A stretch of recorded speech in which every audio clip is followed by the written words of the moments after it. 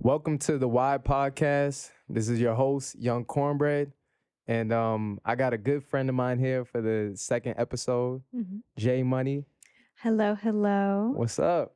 How are you? I'm doing good. Good. It's good to finally, have you here in the studio. Yeah. For those that don't know, we record all of our episodes at the Brooklyn Podcasting Studio. So shout out to Josh, who's behind the boards today, and Walter, too. He was behind the boards for the last episode with Blake Breeze. So I'm happy to be back here in the studio, Yeah, I'm excited to be here for sure. I Hell loved your yeah. interview with Blake, by the way. Thank you. Thank you. Really loved it. Like, a lot of people have been telling me that they've been digging it. And then the article that I put out before. And it looked so good, too. Thank you. Yeah, Thank it looked you. really good. Yeah, shout out to Quentin Levon. He that was a photographer. Like, we Okay. went to Rucker Park. Okay, Yeah, this was like right before the pandemic. Yeah. And it was just like, I had the idea for it, and I was like, yo, we should just go and do something that pertains to, Black History Month. So then we Absolutely. did some research on Holcomb Rucker. Mm-hmm. And I was like, yo, we all like basketball. Like, why not, Yeah. go there? So, Pay homage, yeah. hell yeah. Yeah, I know. But how are you doing, though? I'm good. Very excited that New York is finally slowly starting to open up again. But yeah, I've been good. I've been really busy. Very grateful for work and for growth and everything. Very happy For to sure. actually see you. I feel like I haven't seen you in freaking months. Probably longer than that. Like, honestly and truly. probably since 2019. Yeah. I'm sure. Yeah. Like, right around maybe a little bit before graduation, because I know Mhm. like our senior years we were working like Yeah. crazy. Yes. Literally, it was so busy. I feel it was probably Anderson .Paak's concert. Oh yeah. Yeah. So it was Anderson .Paak's concert. So it was yeah. the summer after we graduated. Yeah, yo, thank you for taking me to that. Absolutely. Shout out to the concert. That Breakfast was dope. Club. They got me those tickets because they know I'm obsessed with Anderson .Paak. Oh shit. Okay, shout out Breakfast Club. Yes, we love them. But yeah, no, I'm so happy to see you. Yeah. But yeah, just a lot of work. I've been working as an audio engineer, which has been really cool, really dope. At WTFMEDIA Studios. And it's just been great. Been learning a lot, been producing. I directed my first live show for Amazon, which was Word. hella dope, for Wayno. And he interviewed the Migos, which was cool. But yeah, just trying to challenge myself in every way possible, as a woman, and then career-wise, and then just trying to position myself into who I want to be in a few years. So stay tuned. We're building. Yeah. So what do you do exactly? Like, what would you consider yourself as if somebody were to ask you, like, hey, Jordan, what's your occupation? What would you tell them? So for now, I feel like I would definitely say I'm an audio engineer because that's where my home is. Most of my background's in radio.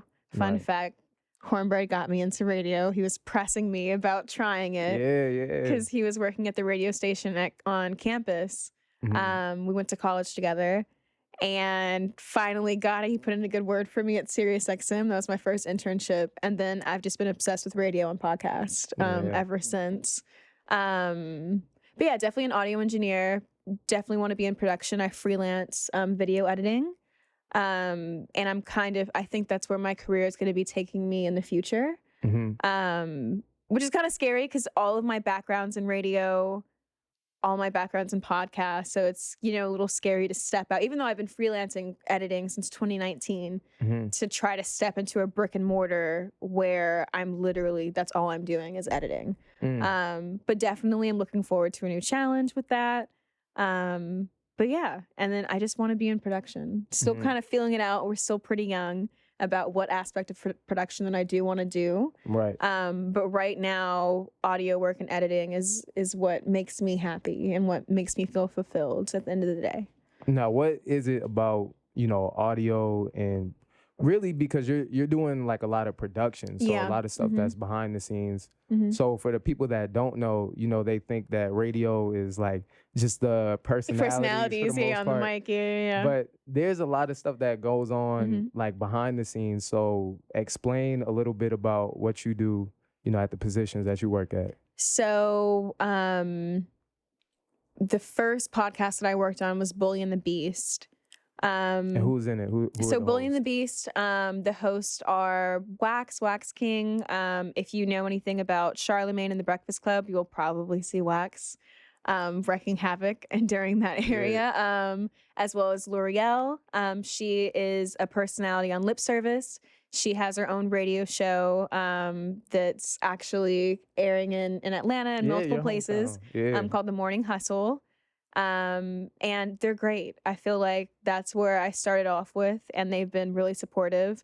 Their producer, Taylor Hayes, who's also producer at The Breakfast Club, where I interned. So that's where that connection is. That's how I got involved in that, was when I finished my internship at The Breakfast Club. I went on board with them.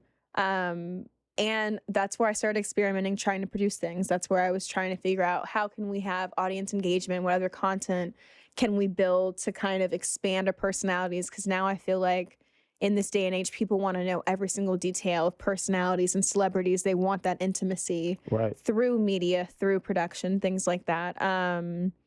So I would try to think of content with that. And then with audio engineering, it was getting a lot more familiar with Adobe Audition is what I use, and just trying to accept the challenges of the pandemic and doing things over Zoom and trying to figure out how to pull out background noise and cars honking and air condition and all of these things, since we weren't able to be in a brick and mortar place that had good grade microphones that were condensed, that would cancel out audio.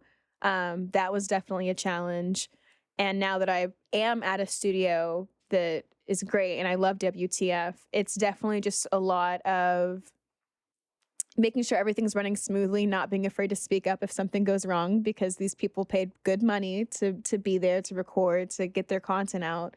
So you want to make sure you deliver for them, because they took time out of their day to plan this content. So of course you want to deliver. But yeah, it's a lot of that. It's all help if they ask for it, producing and trying to figure out if there's different segments that can tie in the name, or developing their brand, and whether or not their social media page does a really good job at promoting their content and letting their listeners get an inside look at each personality and each host. As well as editing after the fact for like social media clips, and just trying to figure out what's going to pop on an Instagram feed that will hopefully make people stop scrolling.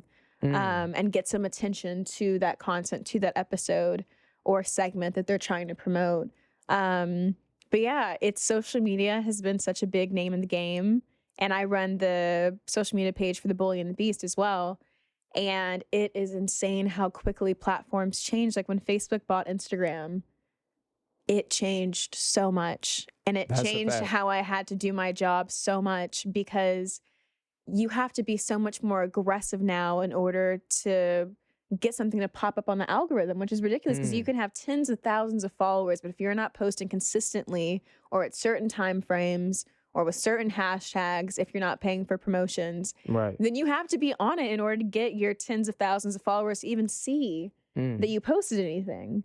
So that was definitely a really big hurdle of being like, okay, I think I kind of figured out how to keep our audience engaged. And then you had to change everything because they completely changed the algorithm. But yeah, so that's been interesting. The pandemic definitely put a damper on a lot of things, including production, because it's just not the same. If the co-hosts aren't together, the personalities aren't together, it's just not the same chemistry. They're not able to bounce off each other the same way. They still do it well. They're professionals, but you can just feel it. And then it just sucks because, even though I'm always behind the scenes, it's always production, I still want to be in the room with them.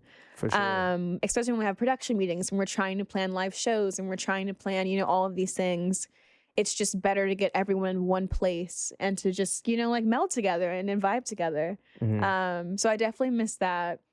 But it's been a lot. I started off as an intern in radio, not really sure what to do. And now I'm just so comfortable with editing audio and engineers and cameras and lights and microphones and all of that good, exciting stuff. So I'm very grateful to be able to actually do what I love and to have really inspiring people around me while I do it as well. For sure. Now, who are some of, like your mentors when it comes to the work that you do? So Taylor definitely is one. There's another producer there at The Breakfast Club, Dan Green. And then another mentor of mine, his name's Cabina DeGraff Johnson. He's a film director. They all can I curse on here? Yeah. They all lit a Fuck it. fire. You could curse. They lit a fire under my ass. You know, like all of them were just like, understand that you're a woman, you're a Black woman. Right. No one knows your status. They don't know your age. They don't know how much money you make. Just walk into a room and demand what you want. And people aren't going to question it because it's just, being so young. I'm 23. It can be very intimidating walking into a space. And like video editing, for example, whenever I would go to seminars or networking events or just something to figure out, like there was a new film format happening when the movie from A24 Midsummer came out. And there was a lot of debate about how they were going to finally execute like how the film was going to be. I went to an event like that. It's literally always old white men. And it's very intimidating to walk into a room like that with 30 people that all look the same, that are so much older than you. And not feel some pressure that you're not going to be, looked down upon, and things like that. And it was just something that thankfully I had my mentors there to tell me to get over it because you're not going to be able to duck and dodge it. You just have to get over it. And I did. They lit a fire in my ass. They were just like, you're young, but it's not going to be like that always. And they, were just very encouraging to just put myself out there and to try new things to see what worked and what didn't, and to just be aggressive about what I wanted and to be unapologetic about the things that I wanted. And I'm so grateful, just for the honesty and the fact that I've had an abundance of mentors that have never belittled me. If I have a question or if I don't have a lot of experience in a certain area, but I'm curious about it. And I want to try that because Alex and Wheezy, who own WTF Media Studios. That's the one of the companies that you work for right now. Yeah. So I'm an audio engineer there, and they own it. That's their baby. And they brought me on board, even though I had a lot of experience in podcasts, but not in engineering. And they took me under their wing and helped train me. The two other engineers there helped train me. And it's just one of those things where I feel like with production, you just have to throw yourself in it and figure out what fits and what works. Because my connection with Cabina was I was working on short film sets and music video sets with him, where he was the director and he was the cinematographer. And I was doing all types of jobs. Yeah. I was a grip at some point. I was an editor. I was a production assistant, an extra. Like, it was just a set designer assistant. Like, it was just a whole bunch of stuff where I was just like, what do I like? What do I hate? And just trying to hone in what I actually enjoy doing and also what I was good at. And he just asked me, he was like, have you tried editing? And I was like, no. And he's like, why not? And I was like, I don't know. And so I tried it, and now I'm actually going to make a career out of it, which is exciting. And it's great because I wouldn't have been able to do that unless I was very aggressive about meeting him and working with him, right? Which my mentors encouraged me to do, was to just introduce yourself, try to make a connection. And I'm just grateful that a lot of those connections have helped me flourish into the work that I want to do. And then it's just great because you see your mentors doing great things and the things that they're working on, and that encourages you to do things. Because I know, like, seeing you do your podcast is always inspiring. Thank you. We have a friend named Keith. He does, what's Keith's last name? Buxton, Keith Buxton. He produces music. It's great to see other people that you love doing good things, and you're like, damn, I gotta do something now. It's so great to have people around you that are hustling and, going after what they want. Cause then you're like, okay, great. Well, if they can do it, I can too. Definitely. Cause every time I watch your Instagram stories, you're always either in the studio, like working on your craft, which I think is something that, should be noted, because in this industry, in the entertainment industry, like, you have to put yourself out there, Yeah, absolutely. You can't really be, too shy about the things that you want to do. You have to express it. Yeah. And it's definitely intimidating because I'm a very quiet person. So and of course in media, there's a lot of big personalities. There's a lot of very charismatic people. And so because I do so much work in production, it's so easy to try to just like be behind the board, and to just get my work done, get the show recorded and everything like that and be done. But it's also just like, I want this connection to go somewhere. So I should Right. actually, say things and try to make a connection and all of these things. And it's really difficult to put yourself out there and all of these things. But all that to say that even if you are, more quiet or more of an introvert, that shouldn't hold you back from going after the things that you want. Because even though it's a lot of work to like push your little social meter down, it's worth it. It's definitely worth it. And there's a time and place for everything. And there's not a lot of time and places where it's okay to be quiet when it comes to the workplace, at least with entertainment. You got to be aggressive because there's always someone fighting for your spot. For sure. And that's good because, it's always important to advocate for yourself. Like you have to speak up for Absolutely. the things that you want.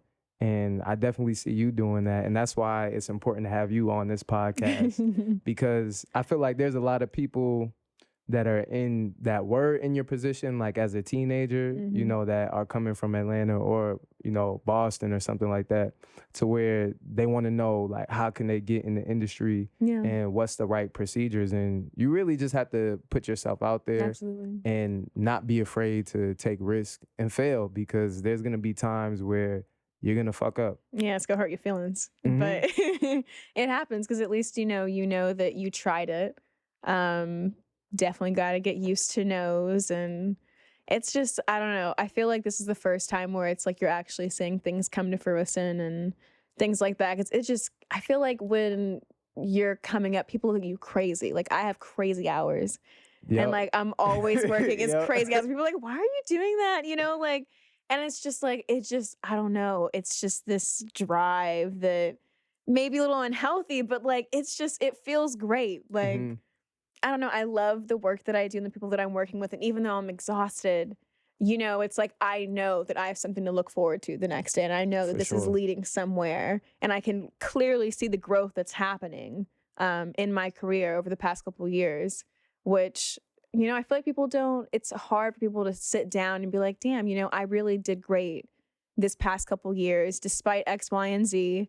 I was able to grow in this aspect of my life and I learned this and I know not to do this now. Right. And it's just so easy to be hard in the things that you haven't done that, you need to really sit down and check yourself and be like, nah, you did that. You did a great job with that. Because it's just mentally, especially with the pandemic and everything, it's so easy to just go down this dark path of being like, I'm not here and I'm not making this much money and I'm not in this career place. But like, it's not, thankfully, you're here today. And praying, you will be here tomorrow and you can just work towards it tomorrow as well. That's for sure. That's for damn sure because a lot of people died during the pandemic and a lot of people are still dying. Yeah. Which, isn't being talked about enough. Yeah, no, it's not. But having that time, to speak on what you were saying about the pandemic, it really sharpened my mind as far as, just focusing on what's important. Absolutely. And, building yourself up, providing equity within yourself, those are the things that are going to get you to that next level. And I see you doing that. And what I wanted to ask you was, I know you're an Atlanta native. Of course. So what was that like growing up? Because I know Blake Breeze, he's also from the area. He's from Alpharetta. Okay, That's not too far from Atlanta, right? Yeah. So I know with Atlanta, there's a big media capital within this country. They have CNN down there. Yeah. And then Tyler Perry, his studios are down there. So what was it like, growing up? I love Atlanta. So I was kind of on my zip code says Atlanta, but I was in College Park. I was in the outskirts. Okay. Who's from College Park, Whippers Sparks. Big Boy, is he from? I know he's originally from Savannah, Georgia, but I think he is from College Park. I don't know. I gotta look that up again. But I mean, I loved Atlanta. I feel like I definitely have a lot of happy memories there. Yeah. It definitely, I feel like it wasn't until high school that I realized that I wanted to do something in production because I ended up going to a high school that was outside of my district. Okay. They had a really good arts program.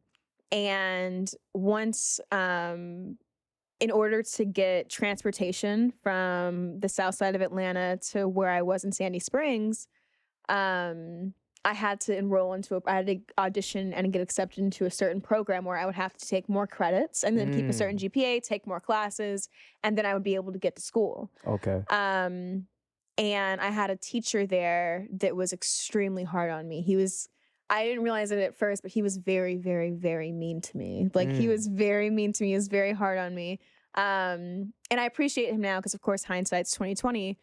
But he was very stern on me to not just be mediocre and to just do what I needed to do to pass and to actually challenge myself. Even if those around me weren't challenging themselves at the time, to just go a little bit harder and to just see, you know, like, what are your limits? To see, like, what you're capable of. And I feel like that definitely, you know, got me into the mindset of being like, you know I can do this, but what else? What else? What else? Right. And so I feel like once, because I went to, like, I think I was 14 when I took his class, because that was like my first year, my freshman year. And I feel like that's when I started to be like, oh shit, I can do this too, and I can do this too, and this too. And so I started doing tech and lighting and set design and all that stuff, as well as acting. Damn. And I realized that I really liked wearing multiple hats behind the scenes, even though I felt comfortable. I mean, ironically, I said I'm a quiet person, but I love theater. It's a very weird situation, but I really like behind the scenes. I liked managing a team. I liked leading a team. And then just building something from the ground up, because everything was student run. We didn't really have people. We didn't really hire set designers or buy costumes. We built everything. We sewed everything. So I feel like that sense of community that I was able to find at my high school, where students literally were running shit, was really great, because then it was like, yeah, you know, like, we're 14, 15, 16, but like, we put on this entire production where we had like a freaking styrofoam helicopter be attached to a lift. And then it literally, like, the helicopter was like dragging kids off the stage. Like, it's just little innovative things where it was such a good space where I could see other people challenging themselves, and it made me want to do more as well. I definitely love that. I feel like in Atlanta, thankfully, there was a really good sense of community. There were a lot of like events in Piedmont Park, which is our big park there. A lot of like movie nights and parades and festivals and things like that. So it was just great to be able to meet new people through those settings. Right. And then if I wasn't able to see a friend, you know, that would be my excuse to be like, we'll drive up to Atlanta and, you know, we can go to like the Coca-Cola Fest or whatever it was, which was great. And then pretty much like, you really need a car in Atlanta. So once we all started driving, it was like a completely different world. I was like, oh my God, like, we can drive here and go there. And, you know, like, it was just really, really great to be able to like take advantage of the city during the summer. Right. And just hang out and learn new things. And I loved how much live music was there. The jazz festival was really great in Atlanta. I feel like any festival there always has music, which is great. And then skating at Cascade, we would have like skate night in middle school and high school and stuff, to go there. And it was great. I feel like I definitely had a very, very strong sense of community there, which I miss, because when I came up here for school, I didn't really know anyone. Well, not really. I did not know anyone that went to my college. So, you know, it's kind of hard to let go of that strong community, which I'm still grateful. I still keep in contact with a lot of them, but it's scary, you know, to leave a place where you literally did grow up there and you can see all your friends growing into the people and the adults that they want to be, into somewhere where you're like, okay, now I got to just focus on myself in this new place where I know no one. And I don't know if I'm making a mistake or not, but it was great. I loved Atlanta. And then I feel like I went to the high school that I went to because it had a pretty diverse population. And I learned a lot about different religions when I was there, for sure. I learned a lot about different religions. Like what specifically? Like what religions would you say? They always respect all of the Jewish holidays, which is great. But I was really confused. Like 14-year-old me was sitting in biology and I was like, why is half of school gone? And they were like, oh, it's a Jewish holiday. And I was like, oh, I didn't know that. And then I was like, my friends came back and I was trying to figure out like, why did they leave? What did they do? Which was cool, but it was just very alarming because I was like, no one's here. I was like, why is no one here? But there were a lot of Jewish kids at my high school. So, and I went to North Springs, by the way. And yeah, and that was like really great. I feel like I don't know. All my favorite memories in Atlanta, I feel, are like a gay pride or a Coca-Cola Fest or Jazz Fest or the Cherry Blossom Festival. There were just a lot of reasons to just get together and to celebrate and to be grateful, for your community or, of the fact that Atlanta is a city where people can be themselves and still feel that love and, like not judgment or anything. Because my mom from a young age was like, you're going to know about gay pride, and we went to temple and, all these different things. Because I grew up Christian, but my mom was like, if you want to go to a different church or a mosque or whatever, just to see, if you feel at home there. She was always very encouraging. Both my parents were, to just see people and backgrounds that aren't like my own. So I didn't have this stigma that, our way of life was the only way of life, our only way of living. And I'm very grateful for that because she made sure that at 6, 7, 8, 9, I was getting exposure to a lot of different things, which was I feel like it was very, very important. It was very humbling as well, to be mindful that the world is bigger than you and your immediate interactions daily, that there's so many different walks of life, especially in Atlanta. There's a lot present there that I'm very grateful for. But no, I mean, obviously I'm biased, but I freaking love Atlanta. Yeah, that was my next question for you. Like, what do you think people's infatuation with Atlanta is? Because it always seems like, people always talking about, man, I got to go to the ATL. Like, I got to see what it's about. I mean, I love seeing Black people thrive there. I feel like. So that's the Wakanda, you would say, of America? I'm biased, but I don't know. I feel like it's so great to be surrounded by, and obviously we love all Black people, but Southern Black people. Like I love Southern Black people. And it's just, I don't know, even if, you're not from there and you're visiting or you're living there, you chose to live there for a little spell.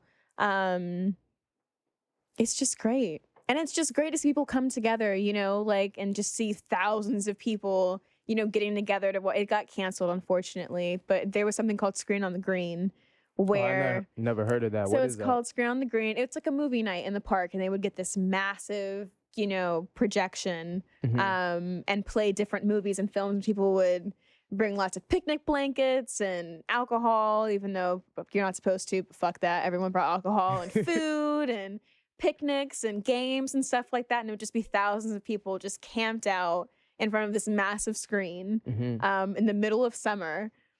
And everyone was like respectful, you could still hear the movie and everything. And they had, family-oriented movies. They had movies that weren't always for families. There was a good bit of options. Unfortunately, there were a lot of hate crimes happening against the gay community, which was freaking ridiculous in Atlanta, especially. And so for safety reasons, they stopped doing it, which is heartbreaking because I literally grew up going to Screen on the Green.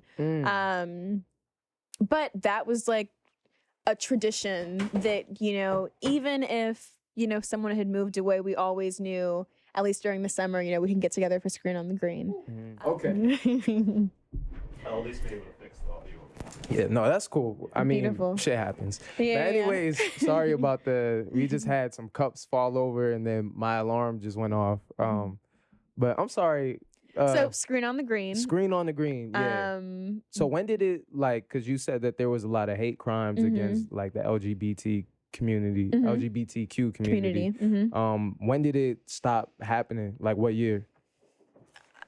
It was before 2011. I know that. So it was probably maybe in 2009 or 2010. Okay. Don't quote me on it, but I wasn't in high school yet. I know that for sure. But yeah, it was just one of those things where I feel like the community found different reasons to come together. And there was I always call him our New York staple. There was a man. And oh my God, if anyone else knows who this is, I would love it if you would reach out to me. His name was Baton Bob. And Baton Bob was this person who they would always have these sequin, bright, cheerleader type outfits with short skirts. They were so toned. Their legs looked amazing. Their arms looked amazing.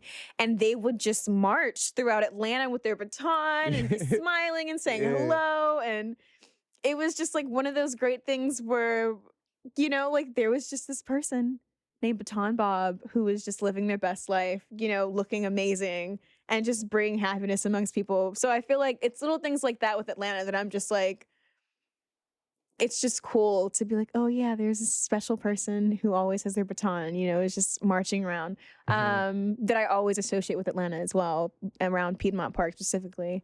But I mean, I love Atlanta. I feel like it's definitely a reason why I do want to stay near a city and not in a rural area, because I do love the fact that something was always happening. And then also it was just easier to get access to different opportunities as well, as far as like summer programs and things like that. But no, I love Atlanta, even though I'm biased. I love Atlanta. Yeah, I like Atlanta too. The last time I went down there was 2018. Okay. Yeah, because my cousin, he was getting married at the time, so we had like a bachelor's weekend and stuff like that. So it was fun. Like that was really the first time that I got to be like in the downtown area, because like I have roots in Georgia too. Like a lot of my family there in the Stone Mountain area. So I was going out there. So that's like a little bit more, you would say like country or rural? It's just in the outskirts. Yeah. I mean, because I feel like with Georgia, like you're going to be in the cut in no time. Like even like where I live in College Park, like there's horses everywhere. There's horses walking on the highway. You know, there's gun ranges, and we're down the street from like these stables. It's like a farm.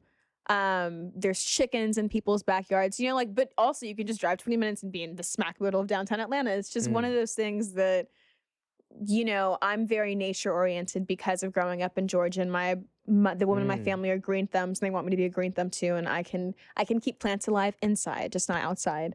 And so I very much appreciate that rural area as well, because you can it's nice to get away from light pollution as well.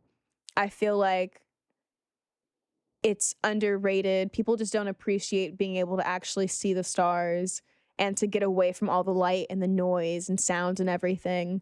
Because I feel like, at least, you know, the nights where it was pitch black in Georgia, I mean, I may have to go to the mountains in order to actually see everything, but it's just a good reminder to be like, man, I low-key am not shit in this massive universe, you know? Like, it's just beautiful to be like, Mother Nature is so freaking amazing. For real. That she's able to, you know, go through winter and everything dies, and then she just revives herself through natural disaster and extreme seasons and all of these things. I find a lot of peace in nature because of my mother and because of being in Georgia, and taking trips to the mountains in Alabama and Georgia and Tennessee. That I appreciate it. It brings me peace. So that's always where I want to reset, is in the mountains somewhere, nature somewhere. But yeah, and I feel like that's, you know, you can kind of get the best of both worlds in Georgia. You know, you can get the city as well as kind of having a quiet moment to yourself at the same time. Right. So how does, you know, you being an Atlanta native, like how did you end up here in New York City? Because that's a big jump. Yeah, that's a huge jump. I mean, like New York is, you know, this is the biggest city in the country. So everything is fast paced. You know, there's a lot of different cultures here.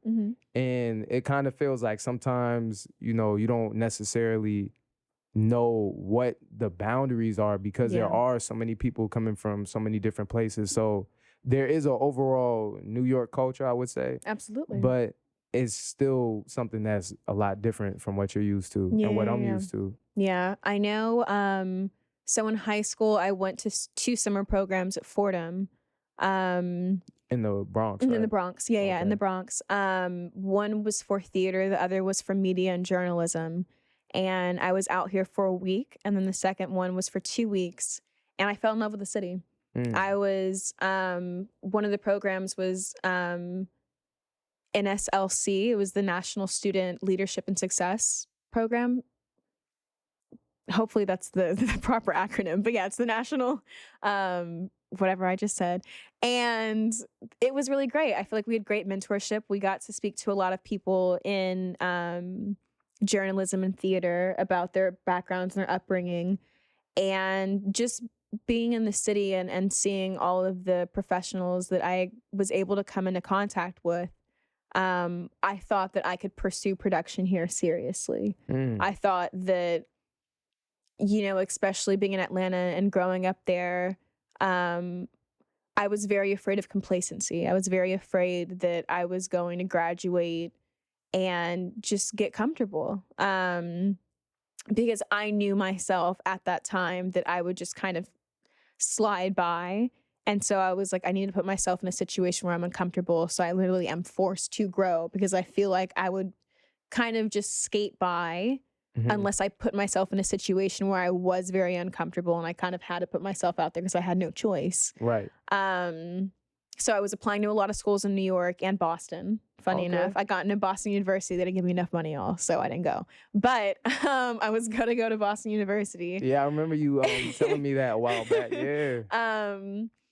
And it was just those 2 summer programs, and then I kept in contact with my mentors there and the people that I met there, and a lot of them actually ended up going to college in New York too. So it was just encouraging. Like, I feel like that was the first place that I went where like I wasn't with my parents, and it was just me in a new city, and I was exploring, what I wanted to do as a grown-up. And it was just great because I feel like I had to be like 15 or 16 during the first time that I was at Fordham. And Fordham's campus is freaking beautiful. It's a gorgeous campus. The one in the Bronx. The one in Manhattan, I think, is just a building. But I mean, I'm sure the one in Manhattan is great too. Their dance program is like spectacular. But the one in the Bronx was beautiful. And it kind of gave me comfort that it was such a big campus with these massive trees, because I was like, oh, I can have a campus and still feel a little bit like it's home, because it's still like, it's kind of like St. John's. There's like trees everywhere and lots of green space. Right. So I was like, if it gets to be too much, I can kind of just like sit outside and listen and try to pretend that I'm back in Georgia, if I needed to. And so being at Fordham, I was just like, yeah, I could see myself here.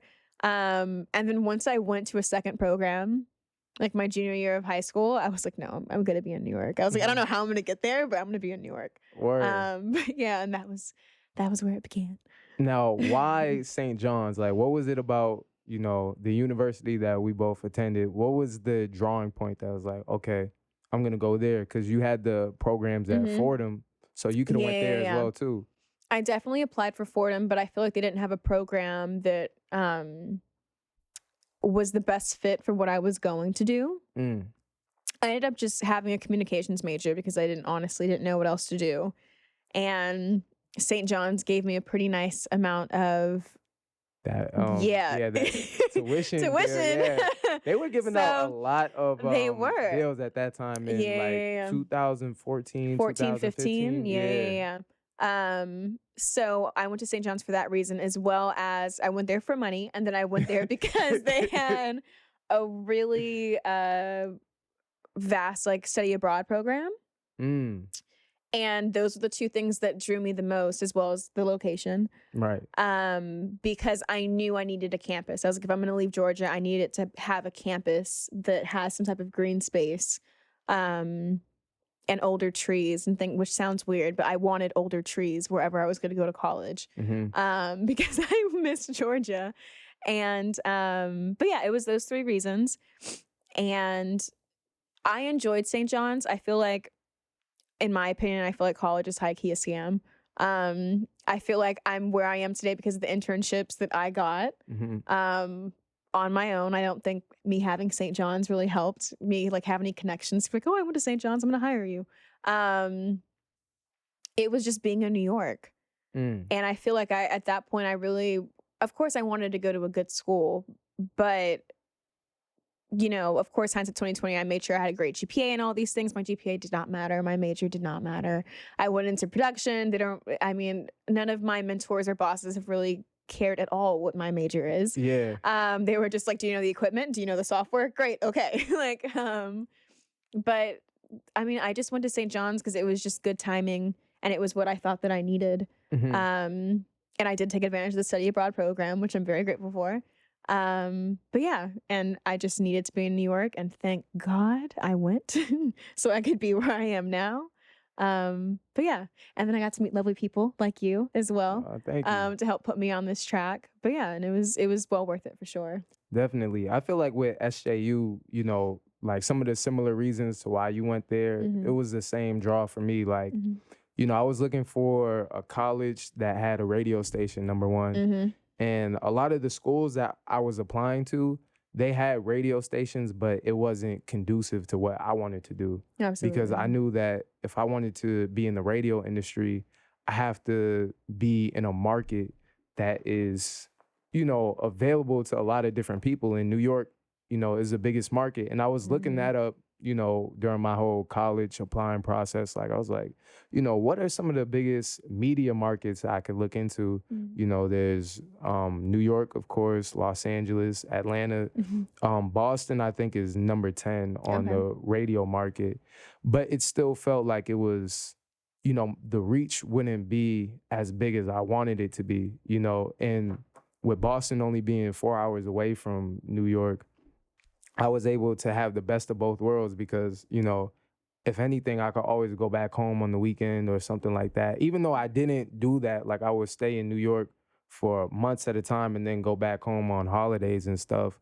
It was still good to, you know, have that option to do so. Yeah. So that's definitely a, you know, smart decision on your end. Like, you know, realizing that, yo, New York it's like a big lick, honestly, especially for people that aren't familiar with it.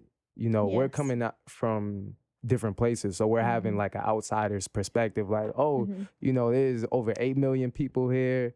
You know, you have access to all this different type of transportation, you know, different cultures and all these things that could help, you know, build your brand or build your business.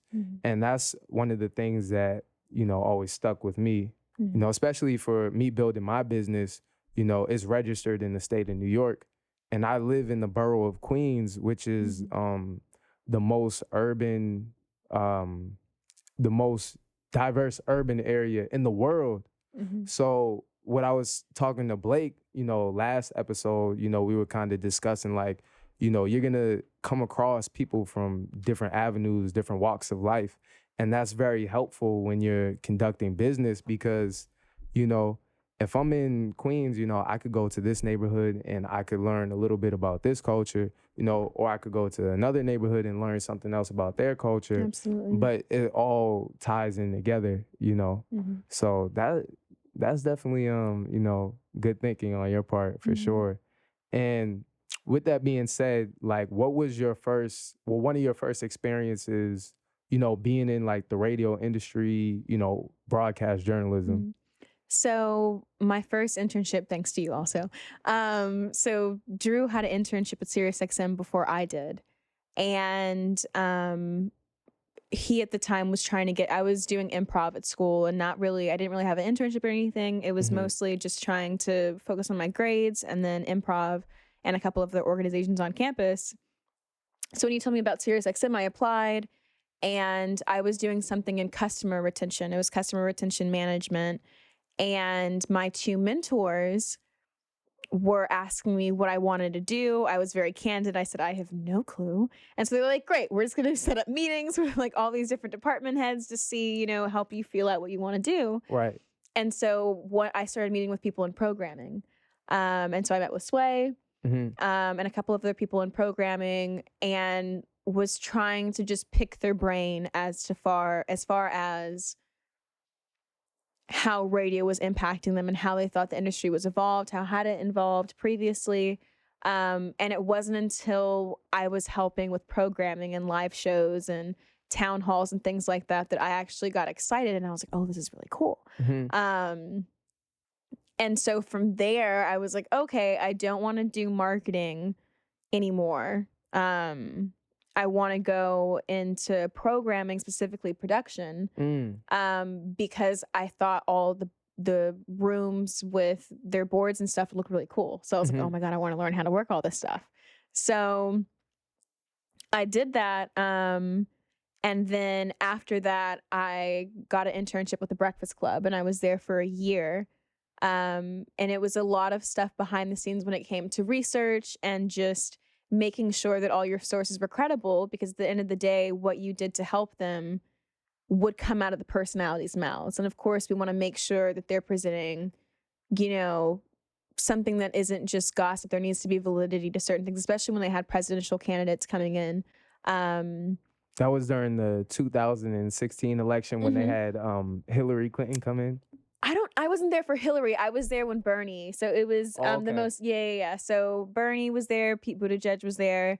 And the Breakfast Club really opened my eyes to a lot of things. Just sitting, in the back corner, taking notes with different guests and people in politics and people in music and authors and things like that, to really just open my horizons to the massive reach that radio has on people, with how many people who have so many different backgrounds and knowledge and expertise all came to the same room to get this interview. Despite how different they are and the different views they have on everything, they were all coming to this room. And so I was like, well, I need to make sure I'm in a room like this moving forward. And the producers there and the video director there were they were great. I feel like they really pushed me. And even though, I'm quieter, they made sure to press me to be like, what do you want to do, Jordan? And they just opened my mind to a lot of different things and were just very encouraging. And also, I feel like that was the first time where I had seen people hustling so hard that I had to wake up at 3:45 every single day to get to the Breakfast Club, to go from Queens to Manhattan, to get there before the personalities and to make sure our prep was ready and all of these things. But it was worth it because I loved what I was doing and the people around me were working so hard. And I was like, well, if they're handling these 5 different jobs and they have a family and they're commuting from Jersey and they're doing this and they're still able to present themselves to do a show, then why can't you just show up and help them, in this process? So it was very humbling to be, and of course I'm not downplaying, the work that I put in, but there's people going 10 times harder than me, making sacrifices bigger than me, as a then 19-year-old, to make things happen, to be consistent and to keep their word, to produce this content, and to uplift different platforms and artists and things like that.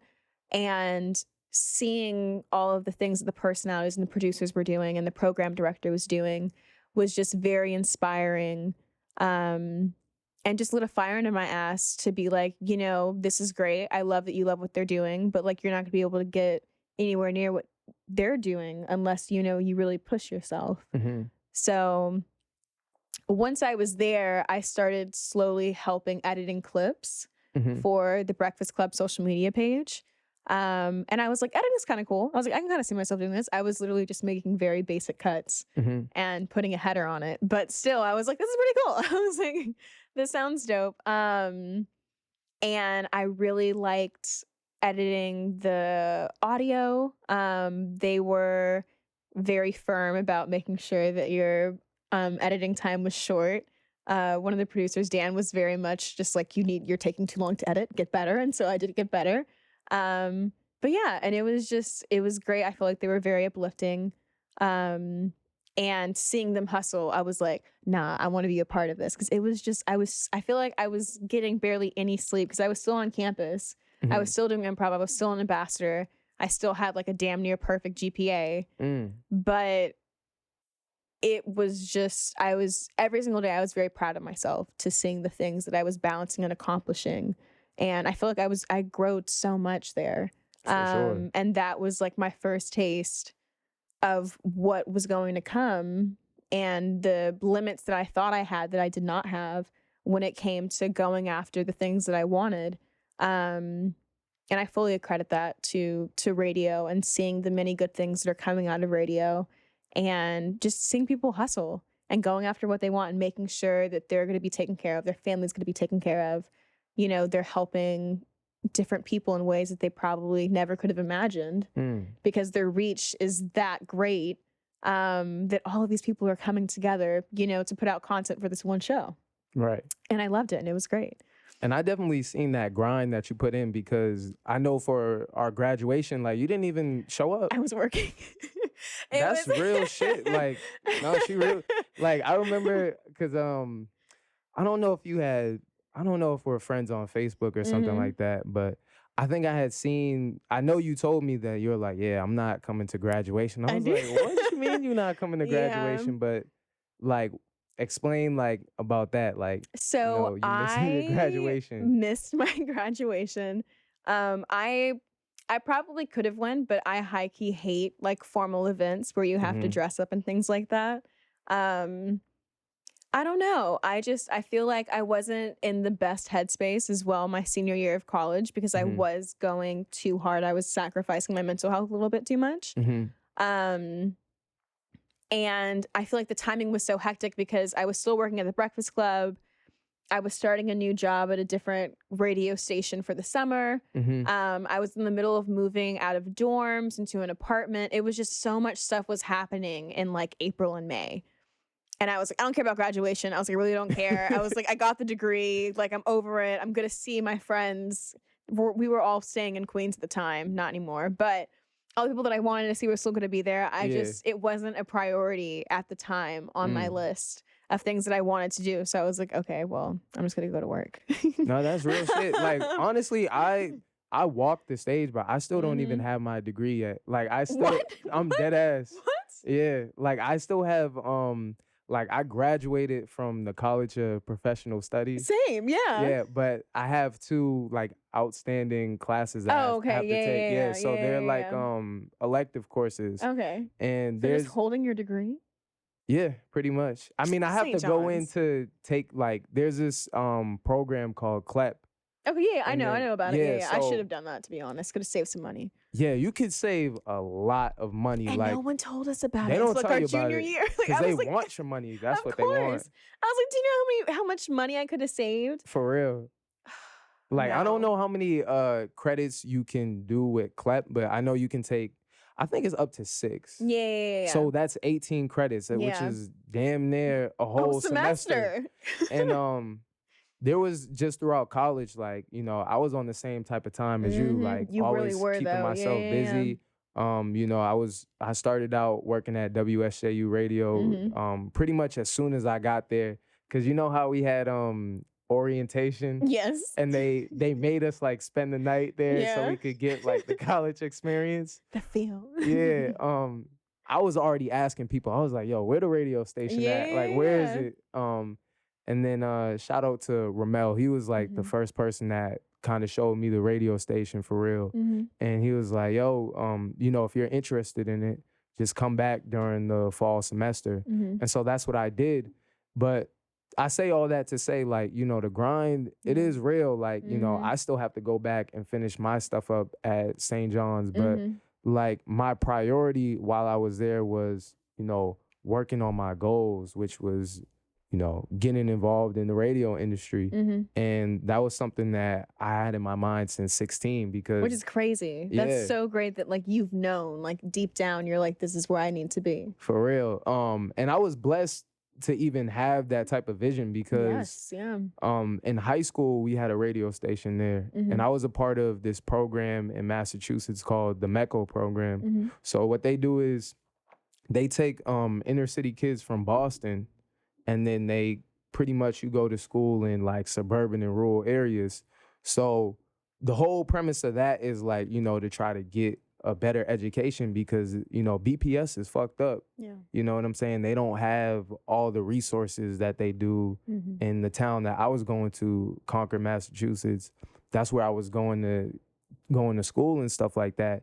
So with that whole process, I was having to get up at 4 or 5 o'clock in the morning, taking the bus, which it was about where I lived versus where my school was like 25 miles away. Yeah. So I would have to get up super early every day, and it was a struggle because like some days you're just like, yo, I don't want to get up, but you have to. You have to. In order to, to reach that goal. And especially for just all the young Black kids out there, all the young Black girls and boys, like you're going to have to push yourself a little bit further than, your white peers, counterparts, yeah. honestly, because you know, in this society, it's not set up for us to have that same level of success or to attain the same things that they have. So you have to go above and beyond, honestly. And that's something that, you know, going to the MECO program that I had to learn at an early age, because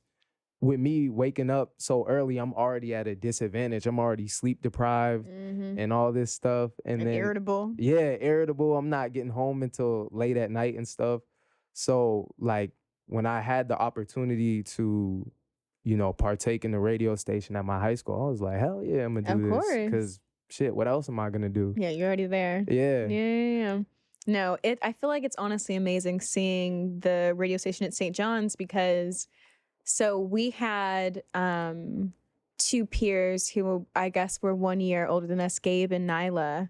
Who also were in radio, and they were they're still there. They were at iHeartRadio the same time I was interning.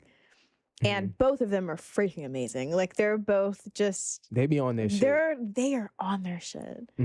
And it was just so great to see two peers of mine from St. John's as well really going hard in the paint for the things that they wanted. Like I feel like the two of them together have probably lost so much sleep. You know, making sure that, you know, like they're on their shit. And it was just great seeing the two of them, you know, literally like the same situation that I was in, of trying to figure out what to do and all of these things. And it was just great to see that drive, especially because, and I feel like that's something else people don't talk about. Like I know being 23, most places that I work at, I'm always the youngest one. If it's production, I'm probably the only woman. Depending on where I am, I may be the only Black woman. And it's important to see people close to your situation going after what they want as well. Because it's easy to be like, oh yeah, here's this person, you know, in their 40s where I want to be. But you don't really see the middle. You don't really see, you know, like all the struggle and, you know, the hustling in order to get to where they are presently. That position. Yeah, so it's great to see the evolution of people near your age group and, you know, from similar backgrounds, just really doing what they love and just demanding, you know, the things that they want out of life, because the both of them are just freaking amazing. I gotta get them on the podcast eventually. But that is true though. And I think that's one of the premises, you know, of this podcast, the Why Podcast, is like, y'all are literally watching us as we're growing in this industry. You know, it takes time. And we both started at an early age, at teenagers, and now, you know, we're young adults. So we're still, you know, we're not there, but we're definitely getting to that point to where, you know, we're building connections, you know, we're putting ourselves in the position so that one day, you know, people will see like, oh, damn, we seen their journey, you know, because I feel like a couple of years from now, or, you know, 10, 20 years from now, however long, like people are going to see like, damn, like they really grinded it out. Like they started from the mud and now they're at the top and they're giving opportunities to, you know, other kids that were in their position before. Absolutely. And that's what it's about. Exactly. You got to pay it forward. Yeah. That's so important. But yeah, I feel like it definitely, it's exciting to think about that. Because of course, you know, you're like, how am I going to get there?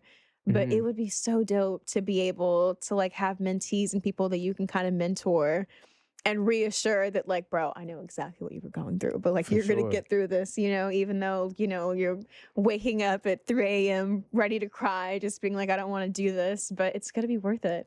But yeah, and it's just amazing how much can change in a couple years.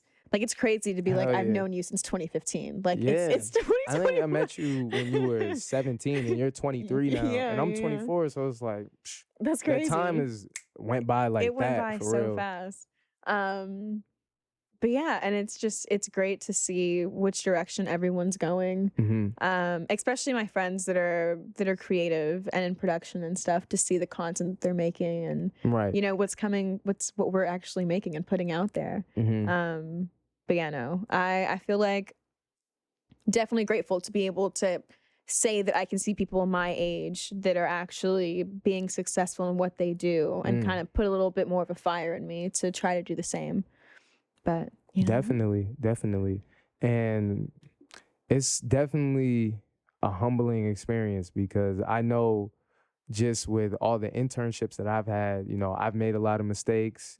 I'm sure that you've made a lot of mistakes, but it's a good learning lesson in terms of building yourself up. Like, you know, you're not just getting up at 3 a.m. for no reason. Like, it's all for a greater purpose, which I wanted to ask you, like, you know, I definitely see you being like, you know, the boss type, CEO type. So where where do you see yourself? I don't want to say when this is all said and done, because it's really never. It's never really done. Yeah, it's never really done until God says it's done. But like, where do you see yourself, you know, in the future? So future-wise, I feel like I definitely want to be in that boss mode. I would love to be able to have a team of a videographer, videographers, and a photographer. And I love to just produce content for bigger events. Okay. Back in 2019, I was able to produce something for the New Voices Fund at Essence's Entrepreneurial Summit. And it was just great because it was for Black women entrepreneurs. And there was like a pitch contest, and they gave out different grants for like $5,000 to I think $50,000. And we were able to conduct interviews and interview different contestants as well as different business owners, and had a videographer and a photographer. We were all Black women under 25, which was like so great. And it was the first time that I was in a leadership position where my mentor was not right by my side. He was all the way in Ghana. He was in Africa. And I couldn't exactly call him because I'm here in Atlanta and he's in Ghana, and I didn't want to wake him up. And it was just great. It was a 3-day summit. And we went out, had a meeting to discuss what footage we needed, what interviews we needed, what shots we needed. And we kind of did our own thing to make sure we gathered all of our footage. I dumped the footage in my laptop, ran back to my hotel, edited the footage, and then sent it to the woman I was reporting to, and then just did it all over again. And then did that for 3 days straight. And it was great. I was hella stressed. I was very intimidated to like have people that are older than me report to me. But it was great because there were all of these Black women just going after what they wanted, being bosses, you know, having these businesses and, you know, opening up the doors to other Black women that were younger than them. And then we just like got shit done, you know, and it was great to see the edits coming together and the interviews come together at the end of the day. And then it was for Essence. Like it was so cool. And I was like, I want to do this when I grow up. Like I was probably, I'm trying to think, I had to be like maybe like 19 or 20 at the time. And it was great. And I was like, I want to do this all the time. And then the pandemic happened, but had to kind of reroute a little bit since I wasn't able to produce any conferences or summits or anything that was happening. But I'd love to do that. I'd love to have a team of people that I can just source in multiple cities and then just travel to whatever city is having a big summit or festival or concert and cover the event. Right. And do the interviews with people that are notable that could be of interest, or just people that are attending, and do event recaps and interviews, and then just try to see how far this content can reach after the event's over. I would love to do that. That sounds so exciting. And so that's where, you know, right now with video editing, I'm hoping to heighten my editing skills so that when I am trying to approach a client and to covering their event, I can have something really nice to present to them.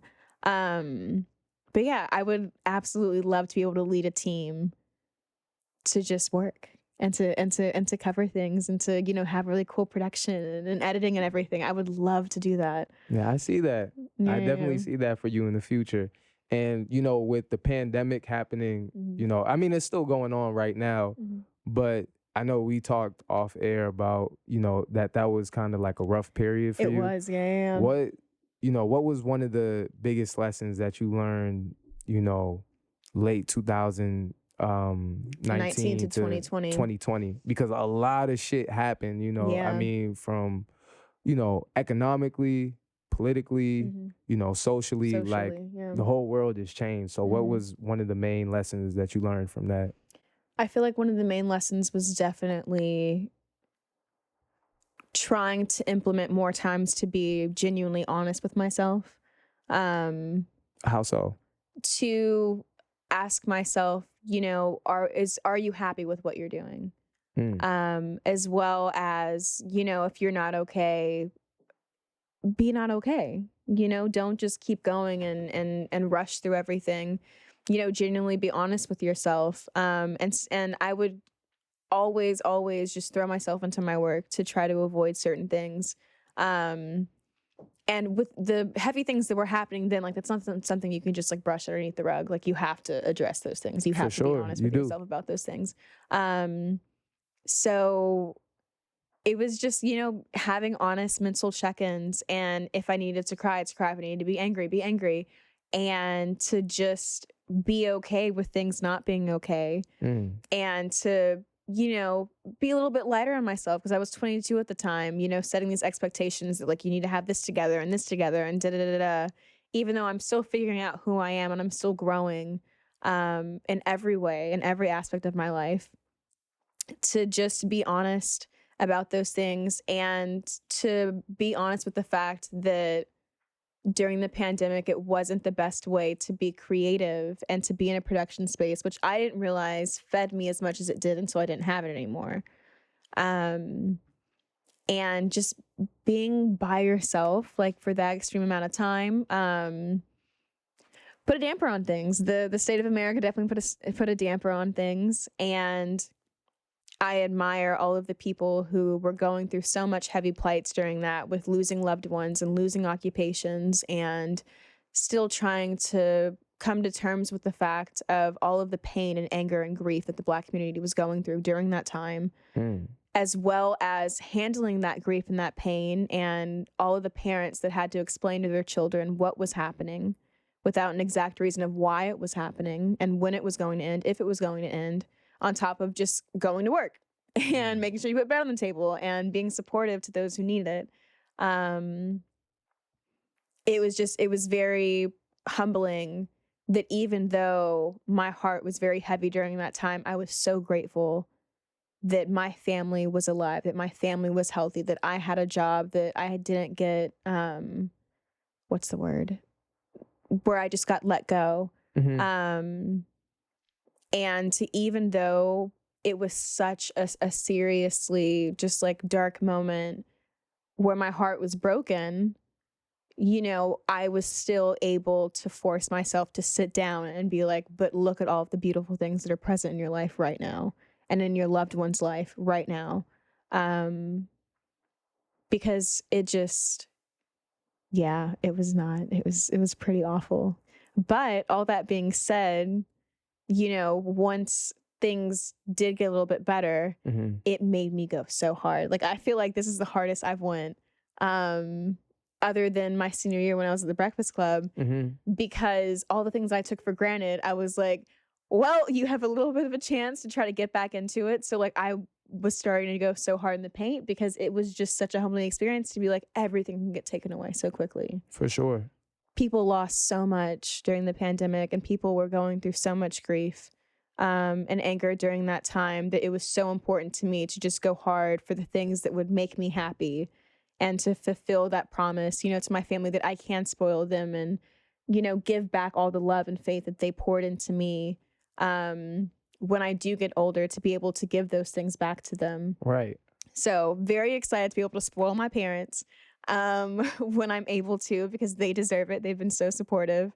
And it's exciting, you know, it's exciting to be able to be moving forward in my career and things like that. But it's also exciting to be like, I'm going to be in a place soon where I can, you know, spoil my family and give them something that's nice and make sure they feel loved and appreciated. After having to really focus on myself for a good bit, I can finally give back to be like, thank you for all of the love and time that you've put into me. Even though production isn't always reliable, they were always supportive with me going after what I wanted. So I'm very grateful. But yeah, it was definitely, thankfully, there was a little bit of a light at the end of the tunnel during all of that. Right. And you went back down to Georgia. I did. With your family. Yeah. I was there with them for a couple months in Atlanta, and I feel like I needed it too. Because nature is just very healing. So it was great to be able to go into the home that I grew up in and to just sit there. And I started drawing again. I started painting again. Yeah. Because I couldn't be creative production wise. So I started to go back into what I enjoyed as a child. Right. And I started sketching and painting. Really? That's what you were into as a kid, like, drawing and stuff? Yeah, That's crazy. I know. didn't I that. loved that. Yeah. So I have a bunch of sketches on my wall in my childhood bedroom of things that I did. And that's something that I want to bring back into my life as well, that I think is really important. But yeah, just something, that's not associated with work, even though I love production, something that's for me. But yeah, I definitely want to start painting and stuff again. No, that's true, because I know, like, I was here in New York City for like the whole pandemic and stuff. Yeah. So I was seeing just the effect that it had on people and the lasting effect that it's still having to this day, because Absolutely. People are still getting sick. Yeah. There's this Delta variant that's out right now, which is crazy. And I remember like reading articles about coronavirus during early 2020, and I had went down to Houston, Texas, like right after I did the article with Blake Breeze and Quentin and all them. Like, I wore a mask on my way to JFK Airport. Like, you know how they have those air trans? Yeah. Yeah, they have the little trains and shit. So I was wearing like one of the masks and stuff. And like there was a group of people that started laughing at me. And I'm like, yo, y'all got to take Little this. do you know. Yeah. Because I like to stay hip to like what's going on. And I was like, yo, right now, it seems like the government, they're not really telling us what's going on. And I remember them asking Donald Trump, like, about the whole coronavirus thing back in January. Pray it away. And he was just like, oh, no, it's nothing. And then come to find out, a year and a half later, 600,000 people are dead. And counting. He didn't feel like it. Nah, he wanted to. He was like, nah, they'll be fine. It'll just go away. He wanted to chill at Mar-a-Lago. That his little resort in Florida. Of course it was in Florida. I heard a story. I don't know if this is true or not, but like he's like working out of there now. Like his office is in that resort. I don't know. Who knows, man? But yeah, it was a crazy time period, because like right when the pandemic hit, that's when I started working. Like I was working for this temp agency. And so, like, I was seeing the news, like, they had the TVs in the area that I was working in, because I was, like, teaching people how to use virtual reality headsets. Okay. Yeah, it was crazy. They had me doing all types of stuff there, but they pretty much would bring in people of different backgrounds because they wanted to test, to pick up their accent and stuff like that. So they had people from, different countries and stuff. And then they had us fill out these forms or whatnot, and they were talking about coronavirus and stuff, and I was like, that's interesting. And then maybe like 3 or 4 days of working into it, they're like, yeah, nobody's coming into the office anymore because everyone's scared. And then that's when the whole shutdown happened. And it was so weird because I'm telling you, Jordan, there was sirens going on in New York City like 24/7. Like it was crazy. It was like on a real lockdown. And then out of nowhere, just thousands of people just started dying. Yeah. And no real answers or anything like that. Like we don't know what the hell is going on. I mean, I know what's going on right now. Yeah. But back then, you didn't have any answers as far as, coronavirus or anything like that. Yeah, no, and even the answers you did get with what other countries were doing, we didn't have the leadership to steer us in the right direction, unfortunately, where we could have not lost as many lives. For real. It could have been avoided, honestly. It could have been avoided. I'm not going to say that all those people that died, like, they could have been saved. I mean, some people are probably, going to die, unfortunately, but it didn't have to be 600,000. No. That's people just crazy. Still didn't need to be dying as well. For real. But I think we're getting close to the wrap-up time. That went by really fast. It did. Actually. It flew by. It flew by. But you'll be back on the podcast for sure. But you want to plug your social media and just, give a little outro on who you are? So my name is Jordan Smith, going after Everything Production. You can find me on Instagram at _Jordan, JORDAN, Ash, ASH Smith. And yeah, follow me. Let's chat. Let's connect. And I'm always looking for new ways to grow. And it's been absolute pleasure. I'm so happy to see you. Good and to thank see you for too. having me on. Yeah, no doubt, no doubt. It's been long overdue because this is something that like I've been planning since late 2019. Yeah, we've been talking about it for we've a been minute, talking about yeah. it for a minute, and then coronavirus. Yep. But no, we got it done now. So Mhm. I think this is one of many interviews that we'll do, and like we were talking about earlier, people are gonna see the growth. So Yes. thank you, Jordan. Absolutely. And y'all could follow me on Young Cornbread on Instagram. That's Young Cornbread. And on Twitter, same thing, Young_Cornbread. And that's the second episode of the Y Podcast. So thank y'all. Peace.